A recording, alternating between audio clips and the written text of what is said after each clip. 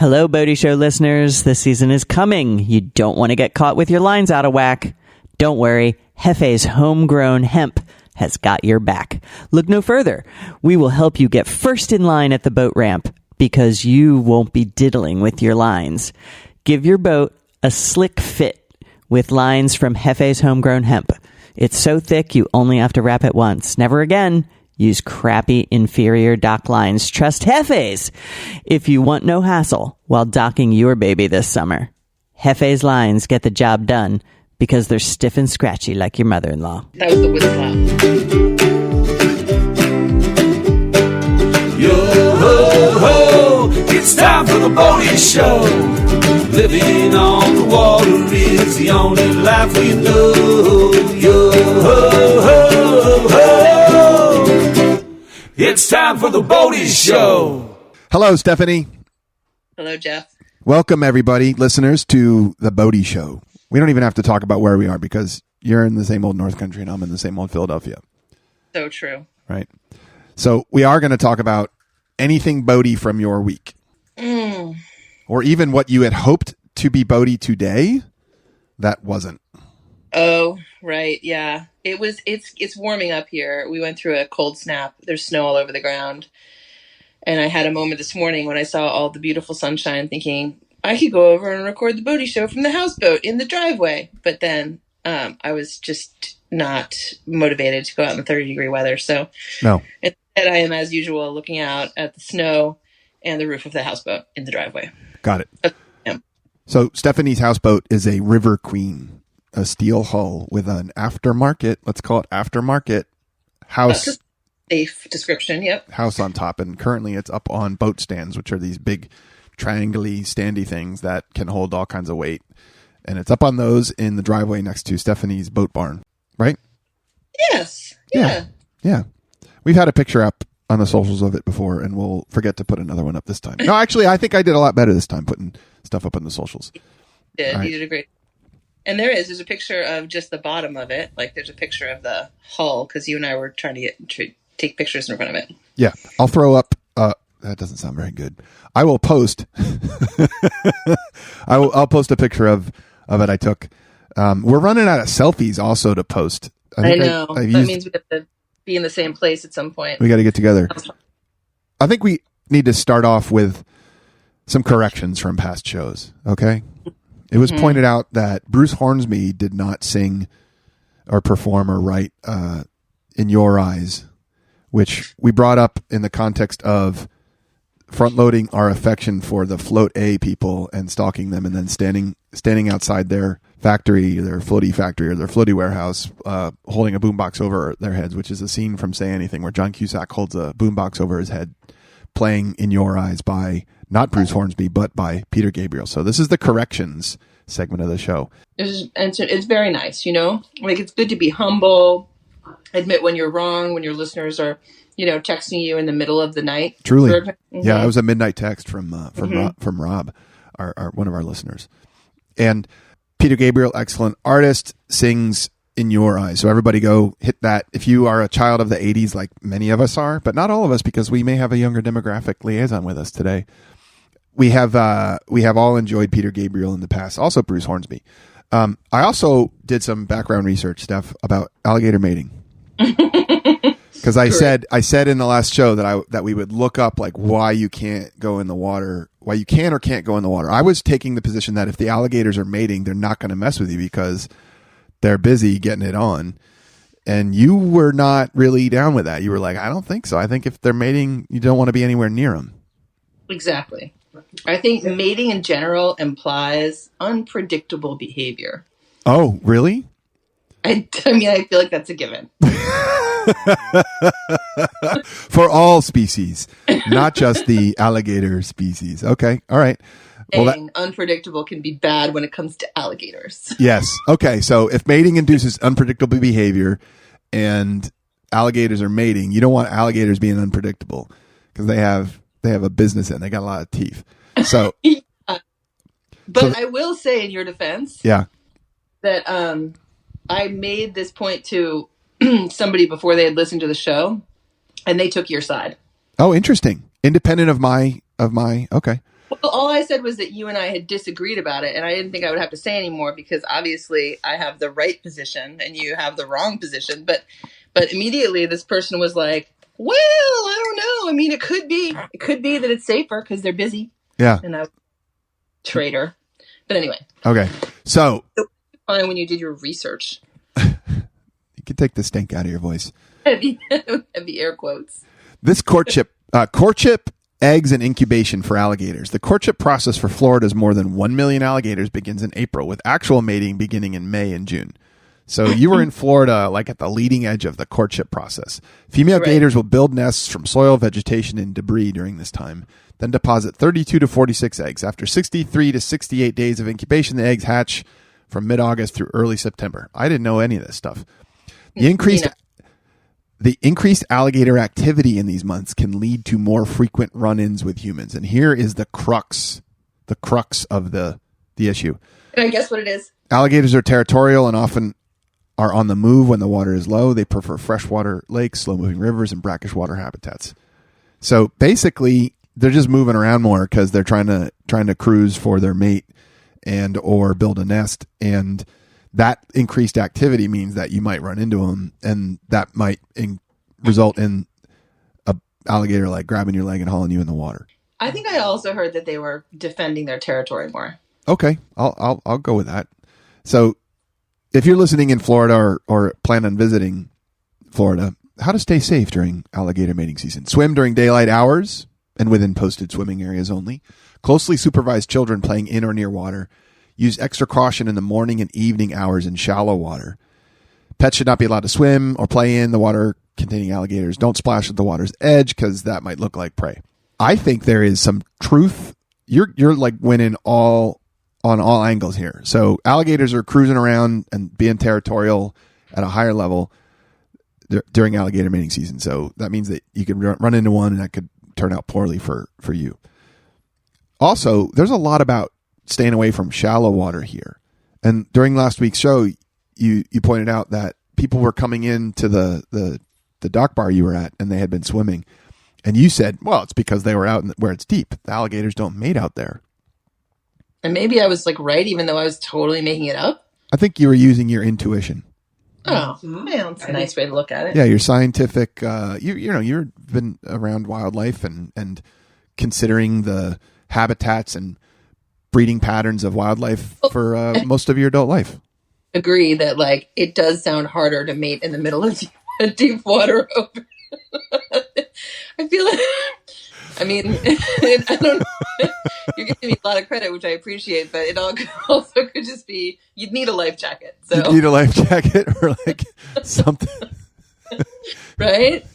I mean, all of my magical powers of deduction.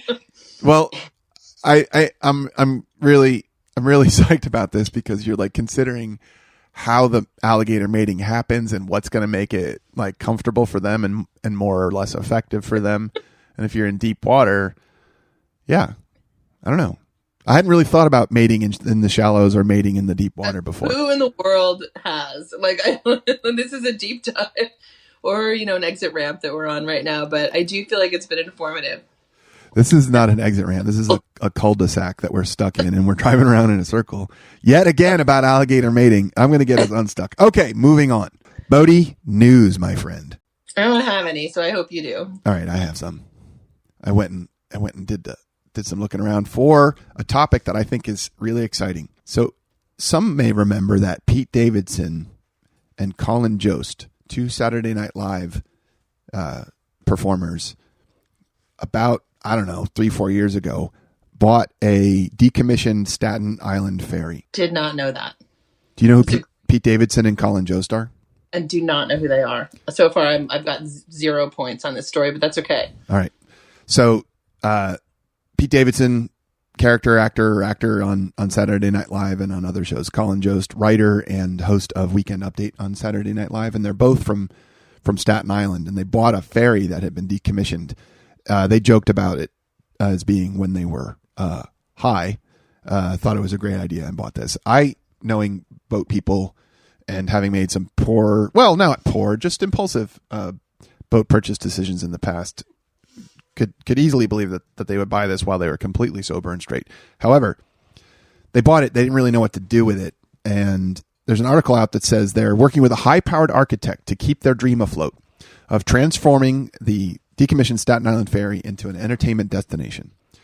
Just when it seemed the nearly 60-year-old John F. Kennedy Ferry, which the pair bought 2 years ago for more than $280,000, which is a pretty good deal for this thing, Seems like a good deal. was going to be left to rot.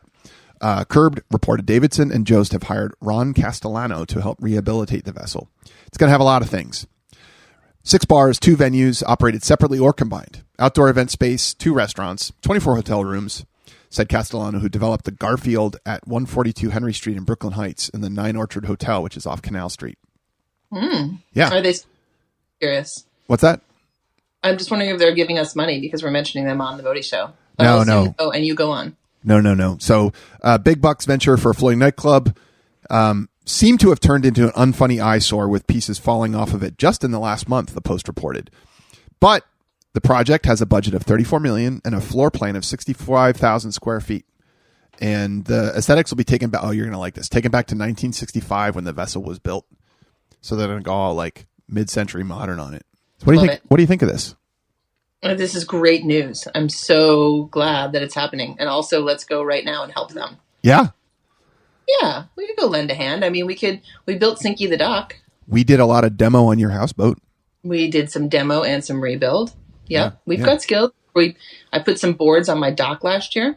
Yeah. I think the demo that we did on your houseboat, we should talk about that. So why were we working on your houseboat? Yeah, it was wet. It was wet on the inside. The wood of the inside of the boat was super wet, and it was gross, and it was moldy, and we had to like dig out chunks of wall and rebuild them. Is that right? Yep. And who enjoyed the demo more than anyone? You did. That would typically be the Sawzall, and you thought it was hot. No, the line from that project, that like co-op that we did was from Missy, my wife, sweet Melissa. She said, "Fuck the Sawzall, Sledgehammer's where it's at." And for me, I feel like you enjoyed this more than anyone, but I see your point. Missy also very much enjoyed herself. Missy and I were on demo. I thought the Sawzall was the end all be all, but I guess I've forgotten. And maybe we went at the thing with a sledgehammer after the Sawzall. Yeah.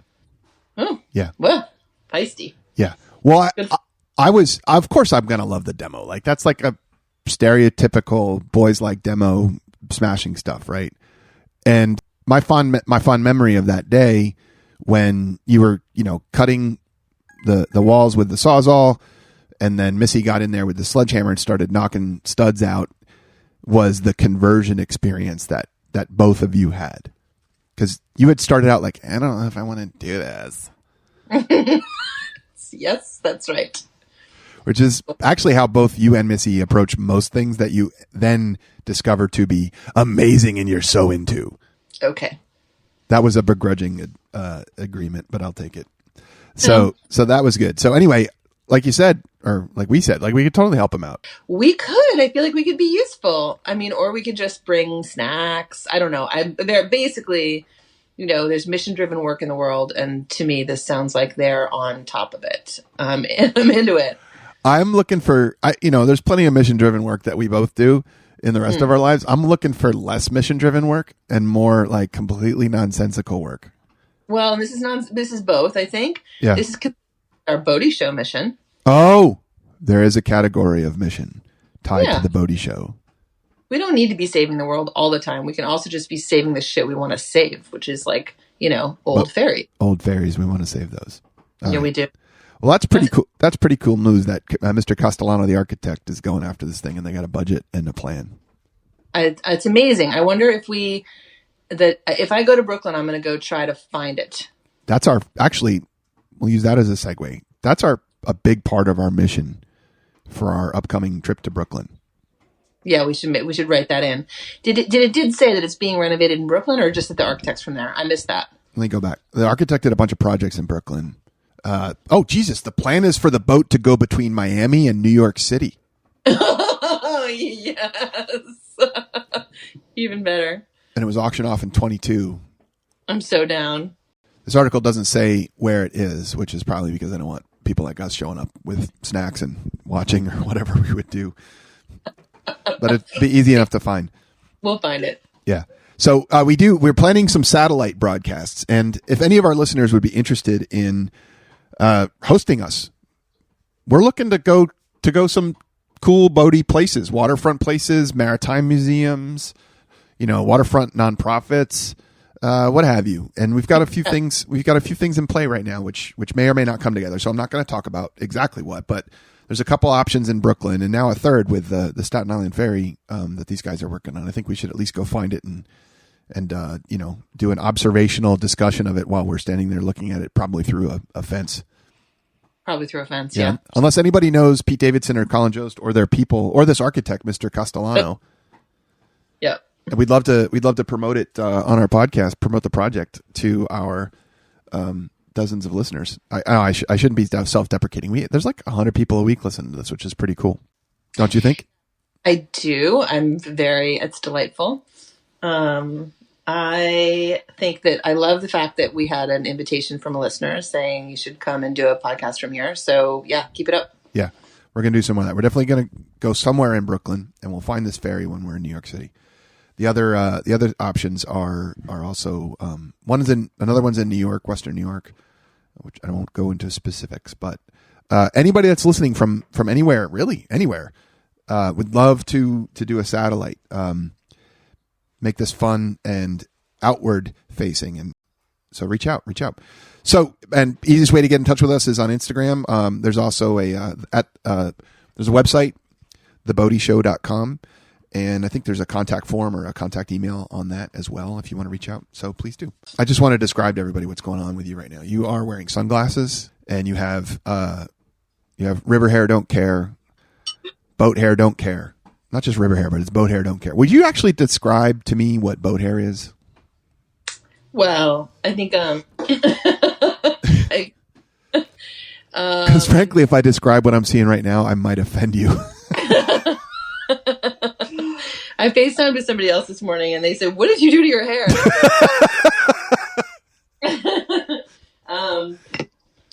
Boat hair is when you get in a boat and then you get out and you look crazy, maybe, or great. You never know. You just never know what you're going to get, right?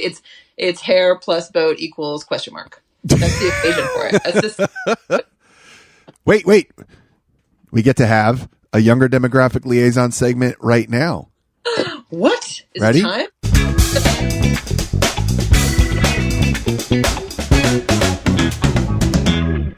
Hey, everybody. Hey, Toby. Welcome. My daughter, Toby's been sitting here listening. I've actually been taking some notes. And she wanted to chime in on the river hair topic. Go, Toby. Yeah. So, as a younger demographic liaison, he's... Yeah, hold the mic in front of your mouth. Okay, holding the mic in front of my mouth now. Good. As a younger demographic liaison, I have a lot of comments about... the boat hair aesthetic, as well as, the boat hair don't care kind of vibe that many women bring to the water. I do think that there's a connection to, beach culture with that. The surfer girl, salty hair aesthetic. River girls, we're in freshwater. So it's mostly just you get out of the water, you don't brush your hair, you go on the boat, it gets whipped around by the wind, and then it's super tangled and matted. That doesn't. No joke here. That doesn't sound as good as actually what it ends up looking like. Because I think it ends up looking pretty good when you have boat hair, wind blown. If you're careful with it, it can look good. As always, it takes a whole lot more work than anybody else is aware of, than the men are aware of. You really should be sponsored by the mini wet brushes that every woman should keep in her boat bag. What's a mini wet brush? So Wet Brush is a brand that is basically just a plastic brush marketed for use on wet hair. Ah, that is a boat accessory that I had not considered, nor would I have ever. So thank you. Of course. Great point. There are a lot of different products that a woman carries in her boat bag that I don't believe you've explored on this podcast. Now, this is a new topic. Lay it on us. Well, to start, there's the sunscreen. Okay. Usually, as a Bodhi woman transitions from girlhood into adulthood into mature womanhood, it starts with sunscreen, you know? Okay, go. And then there's no sunscreen in the bag. Then there's tanning oil in the bag. Then there's aloe in the bag. Then there's sunscreen, tanning oil, aloe. Especially a woman who has many I'm so excited for what you're going to say. I don't know what it is. What is it? I personally have a lot of Bodhi injury scars, you know? There are zebra muscle cuts and Gotcha. So if you've got some scars, you have you got to you got to have the sunscreen stick. for the So scar. you're lathering up the scar so that it doesn't get burnt. Got it. So then So if Yeah, you're the kind there's- of woman that's been out there and done stuff and has some of the scars to prove it. yeah, I mean there could be a whole, you know, timeline. Like it's hard to explain. Well, I like this. The evolution of a River Girls boat bag Yeah, related to skincare is an interesting topic. it is. Well, to you Okay. and to many of our listeners. I think that laying out that time frame, like, so when you're young, you basically have sunscreen lathered onto you. You have no choice in the matter. No choice in the matter. Your father makes you wear a dumb blue bucket hat Yeah. and horrible sunglasses with gecko croakies.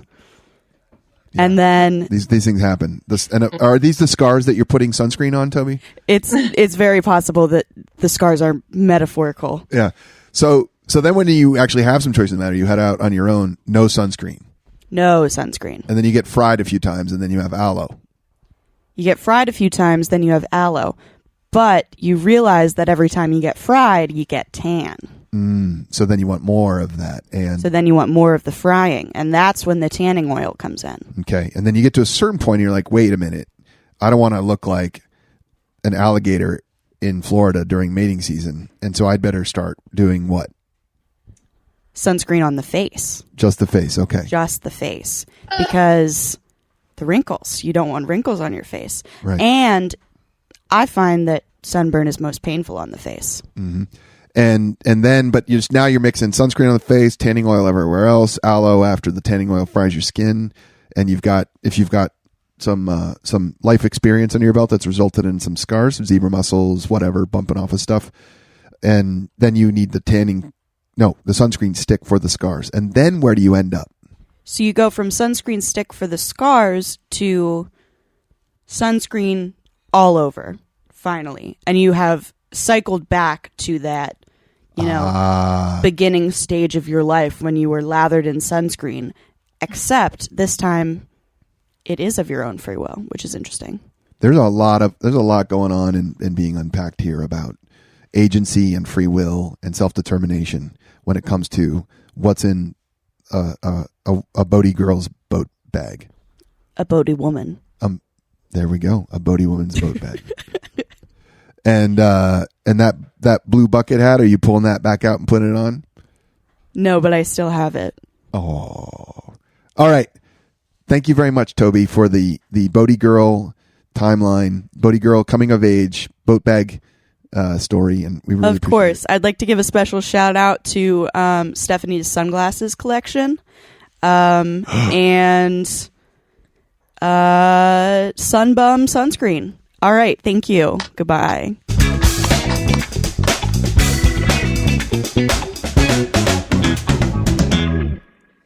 That was great. Toby did a good job of shedding a younger demographic window or light on a window, opening a window. Yeah. Gonna edit this. Toby did a great job of laying out something that I had no concept of. That's really cool. Yeah. Yeah, she did a great job. That really, I mean, I have more questions than answers, but that's how that's how it should roll. Yeah. Every time we talk to a younger demographic, we learn a little, and our minds are open to the youths. All right. I also want to actually pick up on the last point she made, which is your sunglasses collection. I knew you were going to go there. You did. Tell us about your sunglasses collection.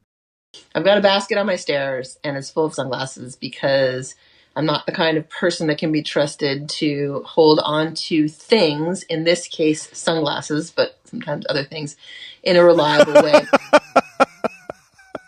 It wasn't even supposed to be funny yet. I just don't have that kind of permanent relationship with things. Like we lose each other a lot. So sharing the blame with the thing. Yeah.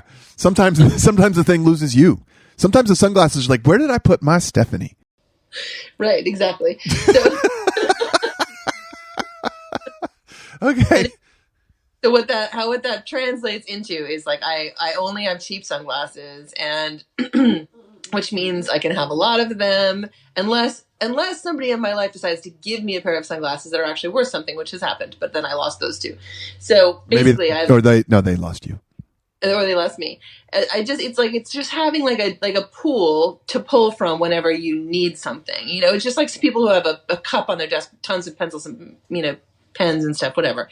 So I have a lot of sunglasses, and sometimes they're from different eras, and a lot of times they're from thrift shops, and they bring joy to some people and deep confusion to others, and sometimes both. Who's confused by these? Because they're confused about why I would have so many. Like I've had a lot of people like check out my stairs and then see the basket of sunglasses and be like, "That's weird." We're gonna put a picture of the basket of sunglasses up on the social media, on the because they're not wrong. It's a little over the top. Toby really been dipping into that thing for years and grabbed me a pair of sunglasses, and she's psyched. Yeah, no, she's definitely like there's no end to the number of people who have, left sunglasses, taken sunglasses. There always seem to be more and more sunglasses. So generally the trend is upward in terms of what's in the basket. I think it's very close to equilibrium. Oh, okay. We're going to do a segment now, Stephanie, that we've done before. How could your boat be better? You asked me, how could my boat be better? And I'm going to turn around and ask you how your boat could be better. And you could pick any of your boats. Okay. Yeah. This one's easy for me. I'm going to pick the Seaway, the 19-foot Seaway outboard, which I love so very, very much. And I would go as far as to say that it's almost perfect. Wow. Perfect for me. It's not a compromise. It's so perfect for how I use it most of the time. Yeah. That I don't want any other boat, and I love the way it looks, and I love being in it. But once you get more than two people in it, it does not have enough power, and then you start going really slowly, and then you start getting wet, and then you stop being a boat. So that's how it starts. Yeah. And that is my biggest complaint about my boat. It's a little, as much as I'm proud of the fact that I only have to put gas in a 60 horse, which I am very psyched about. Yeah. It does not have enough get up and go with 4 people in it. Well, that's a pretty solid, just needs more power. Yeah, you're right. It's not complicated. Yeah. Just expensive. Outboard motors have always been more expensive than inboard motors. And an outboard motor is it's engine up on top, and then there's like a leg that goes down under the water.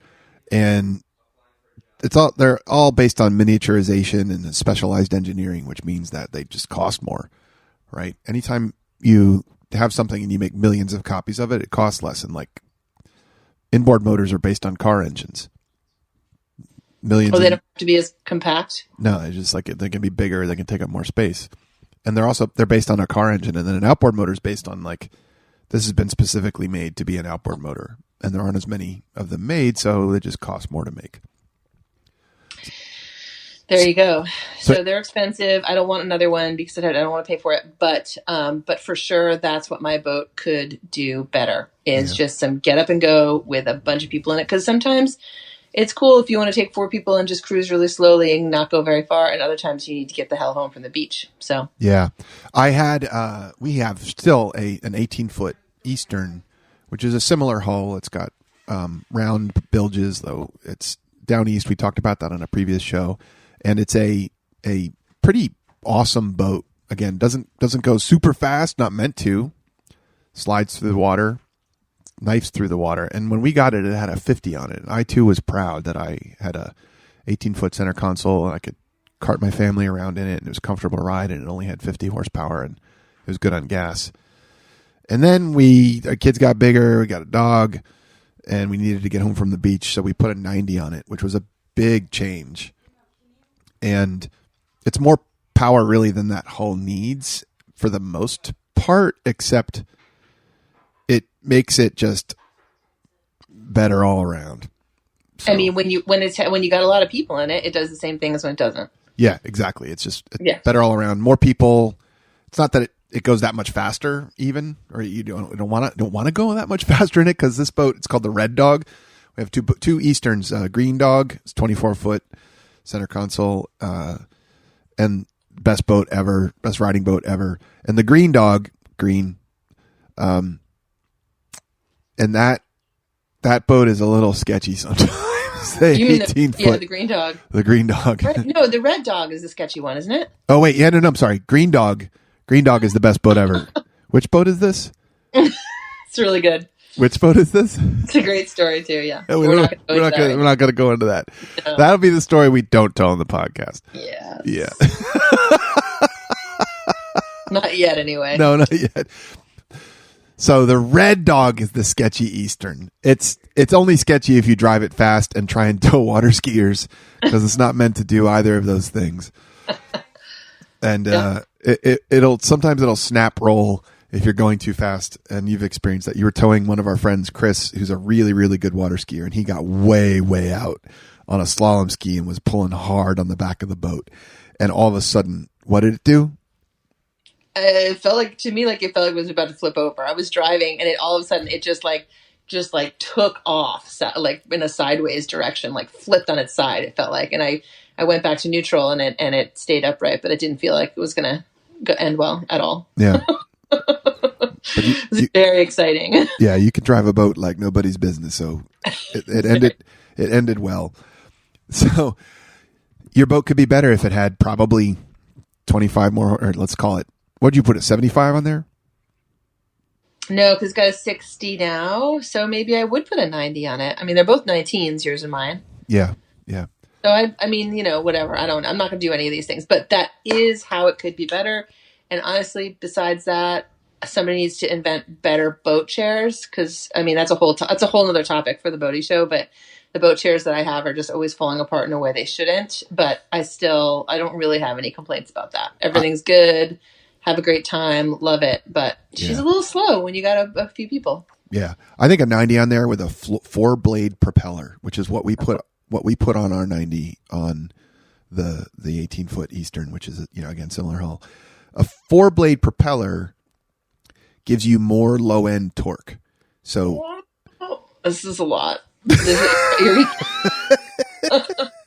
Hold on. All right, some of our listeners enjoy hearing about boat technicalities, okay? As they should.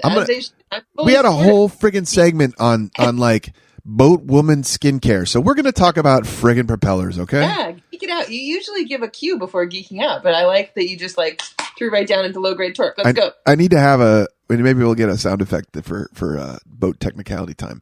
I'll work on that. Let's see. I'm just going to hit one of these random buttons. All right, technicality time. Boaty technicality, the boat technicality show. All right. Propellers have blades, right? Like you look at an airplane propeller, it's 2, maybe 3. So boat propellers start at 3 for the most part and go up from there to 4. And unlike really big, super expensive race boats, they might have 5 or 6. I don't even know. But for the most part, recreational boats have 3 or 4. And 4-blade propellers, the 4th blade gives you more surface area to move water. And it's a pump, right? The propeller pumps water from in front of it to out the back. Okay? And that 4th blade gives you more surface area to move more water. And propellers are pitched. Like if you have threads on a screw, okay? Like if you're going to have threads on a screw, you turn the screw and it goes into something. Sure. The steeper the pitch, the further the screw goes with one turn. Sure. Okay. So when a boat propeller's in the water, it's like a screw going through that water. And if you want to have a really fast boat, it has to have a high pitch. So with each turn, it goes further because you're spinning it and you want it to go faster. You want the boat to go faster. That means the propeller needs to move through the water further with each spin. So could I, so if you were to talk about this a different way, it would be like, if you know, like, so what, like a steeper mountain. let me think of a different way to talk about this. If the elevation was like along the shaft of the motor and they were talking about what pitched that propeller. Yeah. So I won't use the actual the actual like term. So the blades on a propeller are angled. So if they're straight up and down, that's 0 pitch. Yep. If they're angled at 45 degrees, that's more pitch, right? Yep. So like if you look at the threads on a screw, if they're just circles around the shaft of the screw, that's 0 pitch. Doesn't go anywhere. If they're angled a little bit, it'll go somewhere. Yep. Right? When you turn the screw, it'll go into the wood or the drywall or whatever, right? So more angle and more pitch are the same thing. Yes, more angle and more pitch are the same thing. Got it. I'm good. And when you look at boat propeller specifications, the pitch is given in inches, which is really confusing. It's not an angle. And it's the theoretical distance that the propeller would travel through the water with one turn. Wow. Sounds difficult to measure, but yes. So we're going to come back around to the 3-blade versus 4-blade. So often people will put a 3-bladed propeller on their boat with an angle of the blades such that if the boat's all the way revved up at its maximum RPMs, 6,000, the propeller is traveling through the water. Let's say it's 17-inch pitch, 17 inches for every turn of it. All that being said, most people, like most boat specifications are like aimed at like theoretical top speed. Like how often do you ever go at top speed in a boat? I mean, everyone will have a different answer to that question, which is totally fine. Walker, my son, will go at theoretical top speed as often as he can, and I respect that. Same. I and you, like, we don't need to go that fast. We're just chilling. To each his own. My guns. Unless you need to get home from the beach. Or like 17 other examples that I just thought of in my head, but yes. Carry it. So, bottom line, a 4-bladed propeller will have more surface area because of the 4th blade and almost always less angle. Yep, less pitch, yep. So it's meant to push more water at a slower speed. Which, and that makes you go, what? What does that do to your experience as a boater? If you put a whole bunch of people in your boat, that 4-bladed propeller is going to get the boat up to the speed that you're going to want to comfortably travel more easily. Okay. But it won't be able to get you home from the beach as fast. It's not going to be able to get you to the power hour as fast.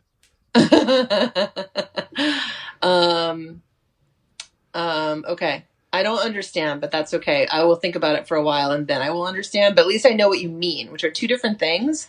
And I feel like I know what you mean, so that's good. Yeah, and this is a topic that, like, it's crazy how you could have like the right propeller on a boat and a motor combination, and the thing is amazing, and you could have the wrong propeller and it's just a dog. So one of the things that I would like to do is put a 4-bladed lower pitch propeller on your 60-horse motor, because I think that would help you move more people about at a moderate speed. All right. It would not help you like make the boat go quote unquote faster. It would help you maintain speed with an increased load. Fascinating. All right. So when are we going to do that? Because, like, I don't know. It looks like it's going to be 60 degrees in a couple days. So you might want to, but we can do that. We can do that anywhere. We can do that when it's in the water. Yeah, totally. Okay. All right. We'll put a pin in that. Maybe we'll come back to it and report back with some prop testing. Do you want me to surprise question? Oh, you have a surprise question for me? Yeah. Do it. Lay it on me. Can you tell me a little bit about, like, when boats cause you to meet somebody and like a particularly memorable relationship that specifically developed from boat? A memorable relationship from boats and boating. Yes. So my son Walker and I took a really big trip a couple of years ago from Cape May, New Jersey to Lake Ontario and the Thousand Islands. It was probably like 500 miles. And in Waterford, New York, which is the little town that's at the confluence, the intersection of of the Mohawk River and the Hudson River and the Erie Canal, we pulled in after an 11-hour trip from Manasquan, New Jersey, through New York Harbor, all the way up the Hudson, past Albany, past Troy, through the Troy Federal Lock to Waterford. And there was a steel tugboat tied up on the pier. And as we went by, I said something like, "Hey, that's awesome. I got to learn more about that." And there were two people on there. There was this older guy and a younger guy. And they thought I was talking about the gas grill that they had hooked up to some sketchy propane tank. What I was really talking about was this tugboat. Anyway, we ended up chatting, and then I ended up getting on board with them, and I brought some food we had, and they had some food, and we sat down and chatted. And I got to know these folks, and the older guy whose tugboat it was is this guy named Bill. And Bill is one of those people who, he could have been 60, he could have been 80. He had lived many lives. He'd been in the Navy, where he'd been a salvage diver. He'd gone to work for, I believe it was Winchester Arms, as an engineer. He had then started a salvage company operating on the Erie Canal and the Champlain Canal in the Great Lakes in the summer. And in the winter, he would relocate to, I think, St. Croix and do the same kind of stuff down there. And this guy had story after story. And he, you meet people like this, and, they could be full of baloney. The way that he told these stories, they would start off really just like, yeah, that happened, and he wouldn't go on. And then, like, the guy Mark that was there with him that I met also would say, no, come on, man, like, open up, or say, what about this, what about that, and he would go on. And so he started telling a story once about how he was doing a salvage job on the Erie Canal, and a boat called the Carina went past, basically like pulled him over, stopped him, and tried to convince the guy who was driving the Carina to let him buy it. The Carina is a lighter. A lighter is the name of a kind of like mini freighter that takes stuff from a ship that's anchored offshore into a harbor, right? Like when a ship can't dock to unload, you use a lighter to get stuff off of it. And lightering is the act of doing that, which is just, I think is pretty cool. Anyhow, yeah, lightering. So the guy that wouldn't sell it to him, and went on his way. And so he told this story, and then I said, "Oh, that was DeWitt Withington." And I got a story about DeWitt to share with you. And I said, "Listen, DeWitt runs a gas dock in the Thousand Islands, and he employs kids all year long, or all summer long. And at the end of the summer, all the kids that have shown up for work on the gas dock and pumped gas and sold bait and all that stuff, he takes them out on the Carina, because that's his boat, and they go for a cruise and jump off the roof of this thing and swing off of the like yard arm or whatever and have a great time." And Bill and I both figured out then that we weren't BSing each other, and that was like one of the coolest sort of meetings because of boating that I've had. That sounds amazing. So have you kept in touch with Bill? No, Bill didn't really have a cell phone or an email address or anything like that. Like Bill was living a life of freedom and unattachment. Got it. I have kept in touch with the other couple people that I met on that steel tugboat that night. And Waterford has a tugboat festival every September, and I want to get there. They set off fireworks from a barge or an island in the middle of the river, and they have a whole bunch of tugboats from all over the canal system and Lake Champlain and the Hudson. Actually, they all converge there and like shoot off fire hose water cannons and have tugboat races and docking contests and all that stuff, which just sounds That's amazing. How come we don't have that? I mean, besides the scavenger hunt. The scavenger hunt doesn't hold a candle to that. There's no fireworks or water cannons. Great point. We got to work on. Yeah, so I have kept loosely in touch with a couple of those people, and hope to make it to the Tugboat Festival one of these Septembers. Yeah, me too. Yeah. Yeah, offsite. Well, I love that story because it involves a couple of my favorite things that you do, which is like these big crazy boat trips, which I do not do. But I'm very jealous of all the places that you've gone thank- it's awesome. So Thank you. Yeah. Stephanie, you asked me a question. I asked you a question. We have some questions from our listeners. oh yeah, we do. I'm going to pull them up. What do you got? What have we got?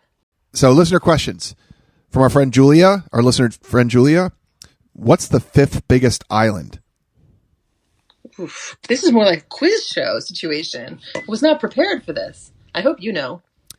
I'm going to say that because I think the Boaty Show is about boaty people and boating and boats everywhere and not just like our home waters, we're going to have to expand the scope of like like all the islands in the 1st, 2nd, 3rd, 4th, 5th biggest islands to the whole world. Did you Google it anyway? I hope. I didn't Google it.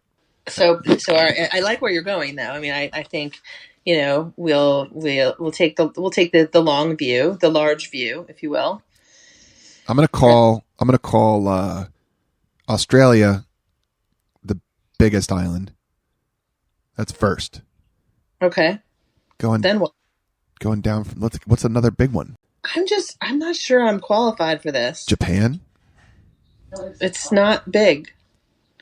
Yeah, but compared to Australia. Right. That's why it's the second. Let's go with Australia, then Japan, then Greenland. No, Australia, then Greenland, then Japan. That's 3. 4. Oh, Cuba. Thank God we're doing this. And so the 5th after Cuba is going to be Baffin Island.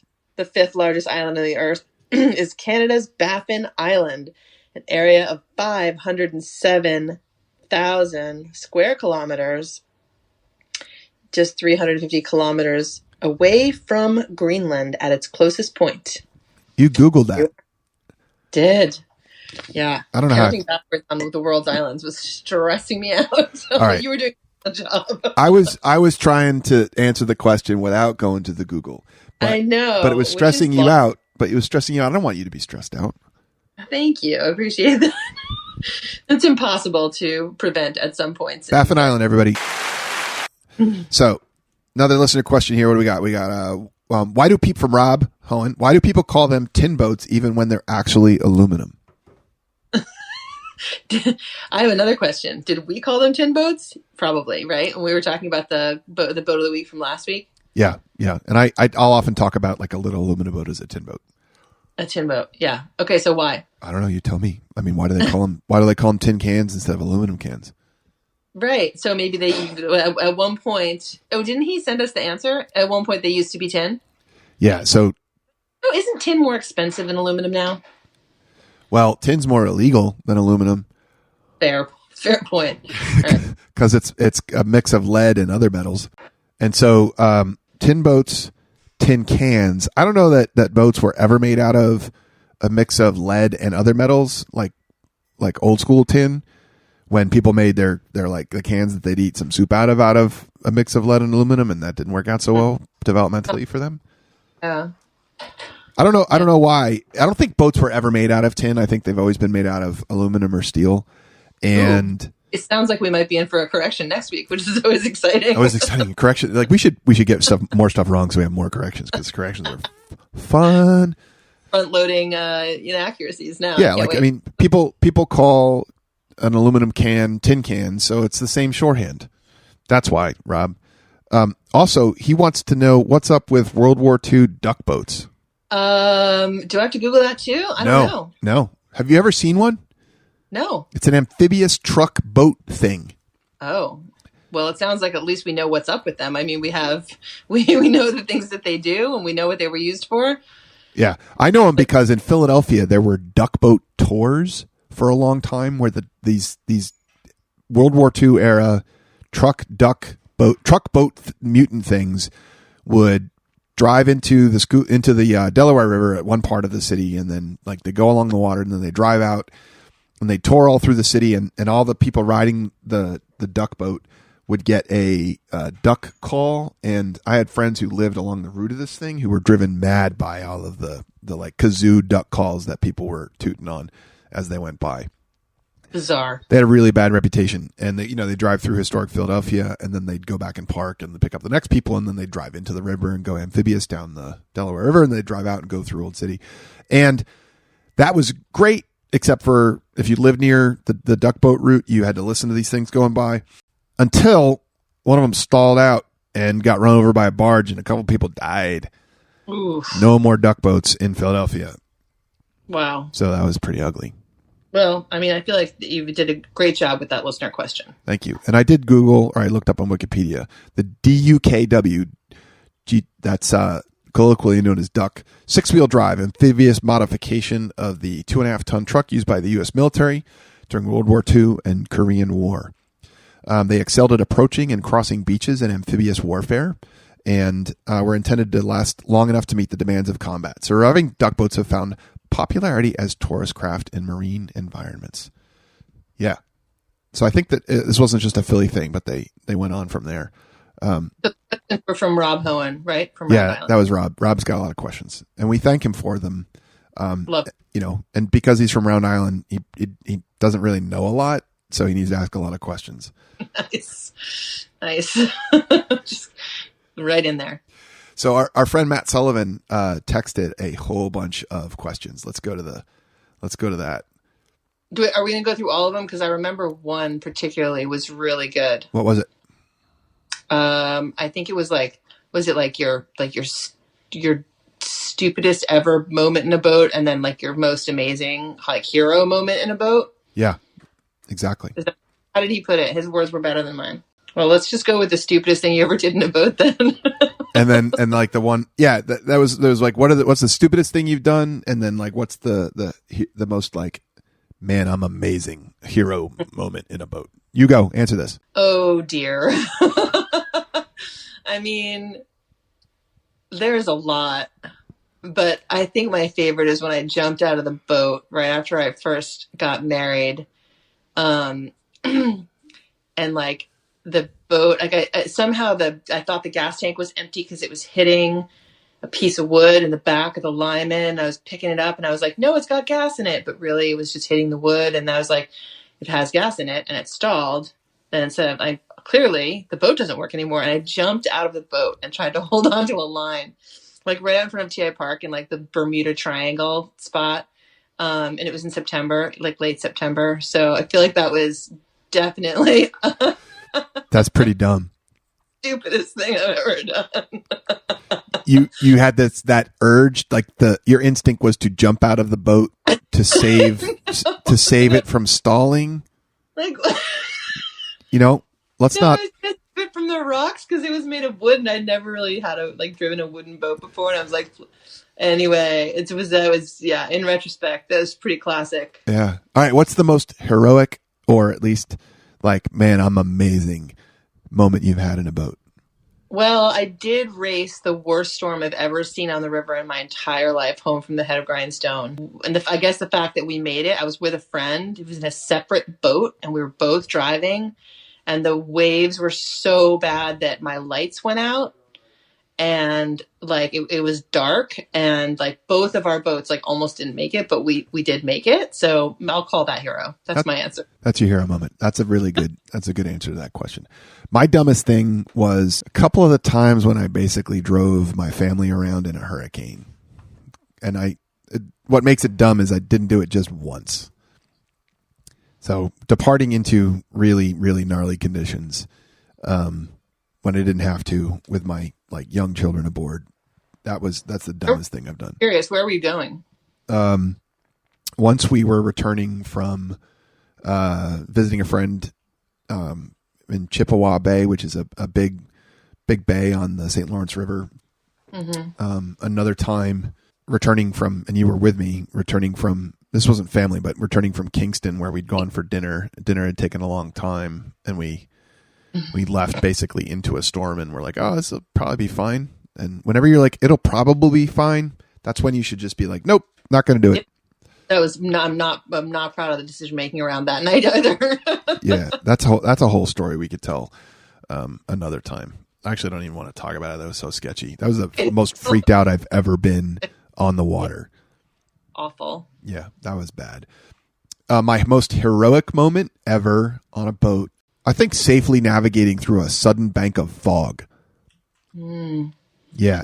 Using the compass and like figuring out what I needed to point at and going slow and like making it through there and using a sound, like, you know, when you're out on the water, the Coast Guard wants you to have a noise making device just for this moment. Yeah. And we were using the noise making device so that somebody could hear that there's somebody else out there if they were stuck in the fog too. And that was pretty good. Yeah. All right. Yeah, those are some good ones. It's extreme conditions. Can we talk about Matt Sullivan's hero moment? Well, yeah. Oh, the one we're gonna pick for him. Yeah. So Stephanie and I were sitting on her dock one morning, hanging out, and all of a sudden, like some random guy comes cruising up in a jet ski, and Stephanie recognized it's Matt. First time you'd ever met Matt. First time I'd ever met Matt, and he pulls up next to our dock in a jet ski, and I realized like he's wearing his underwear, and there's like a 4-year-old like spider monkeyed onto his back. And he had the air of desperation and no coffee. You could clearly tell that like everyone's on vacation, and the 4-year-old woke up early, and Heather was just like, his wife was just like, handle that. Go handle the awake child. It's my turn to sleep. And like he put her on a jet ski and was still had his underwear on. It was amazing. It was the best coffee visit we've ever had. Yeah, and they were both soaking wet, and she ratted him out immediately. What I don't remember exactly what she said. Do you remember? I don't remember. I thought you would remember because I've heard you say it. So they're like idling, and he does have that desperate look in his eye, like, you know, running scared of the 4-year-old situation. And he says something like, yeah, you know, we just got on the jet ski, come over here, thought we'd hang out. And it was Eliza, right? His daughter Eliza. She said something along the lines of like, we rolled this over in the middle of the channel. We lost the thermos. Probably his thermos of coffee, and he just gets that flat look, you know. Like, yeah, I hadn't had a cup of coffee. He was just like, "Yep, okay." Yeah, she totally ratted him out that they somehow capsized the jet ski in the middle of the shipping channel. And I don't know. I still don't know why he was only in his underwear. I mean, sometimes you just gotta go. Yeah. So I fully respect it. I respect all of the decisions made around that moment. So great. Let's call that Matt's both most dumb and boneheaded and heroic moment on a boat ever. It was real all in one. All right. We're going to wrap this up after our final segment, Boat of the Week. Boat of the Week. We need in particular, we need a Boat of the Week jingle. I might have to commission that from our musical composer, Jay Nash. Vote for a little bit of yacht rock for that one, because I know you hate it, but there has to be some yacht rock in this show. All right. So as long as you're okay with me throwing up on my mouth every time we do the Boat of the Week segment. Fine with me. Just like the ride home from Kingston. God. All right.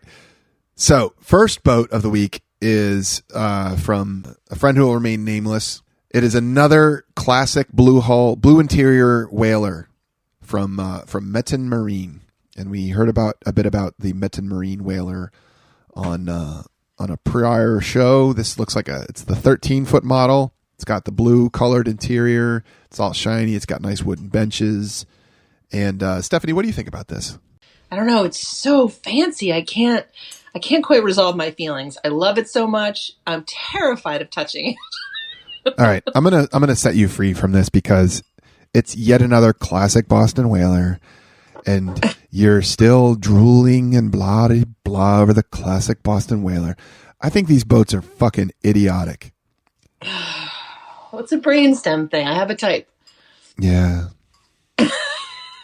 Classic Boston whalers and the nostalgia for them are misplaced. It's like, you know, like if you used to drink too much ouzo and it hurt you every single time you did it, and you had a ripping awful hangover, but you're still nostalgic for ouzo. It's the same thing. Whalers ride like crap. Old whalers, any of the original construction whalers, they fall apart. The rub rails fall off. I feel like well, that's true, but I mean, you can make that happen to any boat. And I'm gonna register a slightly different perspective, which is if you're driving, it's super fun. No. I've had a really good time driving a lot of Boston Whalers. Okay. Maybe not riding in, but driving, it can be a delightful. You've had a really good time, like probably drinking mediocre liquor. Definitely ouzo. Yeah. Right? But that doesn't mean that it was good. Okay, fair enough. I like my other boats now, but I do love the way they look, and they remind me of my childhood, and I'm getting some nods from the Peanut Gallery. Yeah. But we can disagree on some things. Oh, we're gonna disagree on this. I think classic Boston Whalers are way overrated. I think it's wonderful that Metten Marine is providing the nostalgia crowd with these like reproductions. It's awesome. Good for them. Face it, like the Gray Slick isn't going to ride well either, but that doesn't mean we shouldn't fix it up. No, that's true. I think it's going to ride better than one of these like lead sleds. All right. Okay. All right. Moving on. So I didn't mention who submitted that because I don't want them to be all like butthurt because I associated their name with my disparagement, and I will continue. I will disparage Boston Whalers. Well, by the way, I had one. Had a 1970 Nauset Blue Hull. Right. I know you. Yeah. Rattled my teeth out of my face. Right. You were probably driving it wrong. Bruised my children. Okay. Next boat of the week, 1997. Custom built by Stewart Catamaran in Stewart, Florida. It is a gorgeous houseboat submitted by our friend Brian Danforth. Twin Yanmar diesels, cruising speed of 20 knots. Shallow draft designed for inshore cruising, draws only 3 feet. That means draft is like how deep underwater the boat goes. And when a boat drafts 3 feet, it means it goes from 3 feet down underwater. 17-foot beam, that's really wide. That's really wide. Lists for $395,000. I'm going to describe it.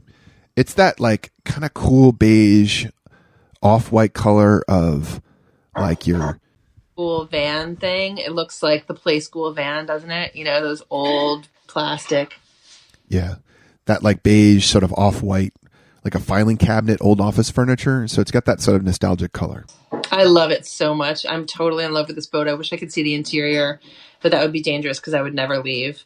I have a strong affinity for houseboats of every kind, and I'm so in love with this boat. Brian sent me a bunch of other pictures too, and I'm obsessed with it. So the upper part of it looks like a cool old RV from the like 70s that you'd see on the highway. That same color, and it has like dark tinted windows all along it. Yeah, looks a little airline-y, sort of like a passenger plane.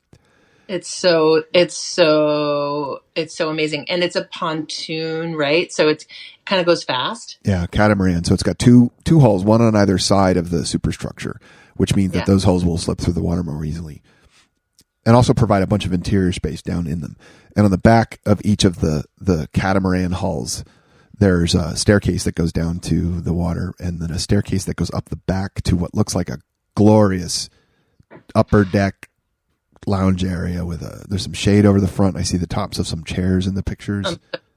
I'm so in love with this boat. That's all. I mean, I hate to tip my hand, but it's just amazing. There's no way I could like another boat better than this. It looks fully air conditioned as well. Delightful. Which is good if you're in Stewart, Florida, because you don't want to get too hot and have to go swimming, and especially in like May, June when the alligators are mating. Right. And you can go down to the water on the stairs and quickly run back up if you're in the shallows, because this thing only draws 3 feet, and there's alligators about cruising around looking for a hookup. Boat does well. I mean, a lot. Yeah, protects you from mating alligators. Next is from Julie. We have a inflatable, like I don't even know how to describe this thing. It is really, really cool. This one is really cool too. It's electric. Yep. And inflatable. Yep.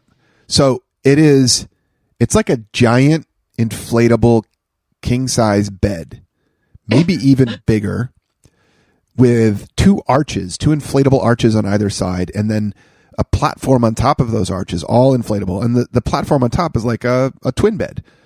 And you just lounge on this big bed with the arches on either side and a bed on top. And It is it's driven by an electric outboard motor. And so, sometimes you'll see those like big floaty toys that are they might have a little motor on them, and like, you might theoretically cruise around them, but this thing looks like substantial, like you cruise around in it. I think I have a solution. What? I think that this week we can go a little bit rogue and say that it's possible that we could pick both boats because we could take that inflatable boat on that houseboat. I'm so glad you proposed this outcome. You nailed it, because why pick one over the other when you could? Are you headed that direction too? I was headed in the direction of picking the inflatable boat just because it's really mixing it up. This is some serious innovation and disruption, right? It's not like a raft that you might have a tiny, tiny little motor on. It's like something you go cruise around the lake. Like there's the people on this thing. There's some waves around them. They're on a river in one scene. Definitely going to post this on socials.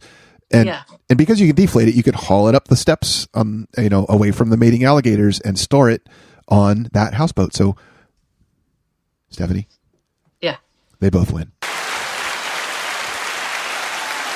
So Brian Danforth and Julie Flora, you win Boat of the Week. Stickers are headed your way. Really, really exciting times. It is exciting time. This is innovation right here. 2 boats winning Boat of the Week. Boats. It's now Boats of the Week. Occasionally, Boats of the Week. We maintain that option. All right. And on that note, my friend, and you all, our listeners, thank you so much for your questions and your Boat of the Week submissions. Keep them coming. And if you have an idea for us for a satellite show, it'd be easy if it was in the sort of Mid-Atlantic region from, Virginia to New York. But even further in New England, that'd be fine. And if it's hard, we might even consider that. We'd love to come visit you wherever you are and you're doing your boaty thing. I love it. Yeah. So anything to say to the listeners, Stephanie? No, I mean, I feel like this was a great show. I had a wonderful time, and, stay floaty. Stay floaty. Yo ho ho, that's it for the Bodie Show. Grab the cooler, pack the lines, let's go, go, go. Yo ho ho ho ho. That's it for the Bodie Show. Have a good week, everybody. We'll see y'all next week.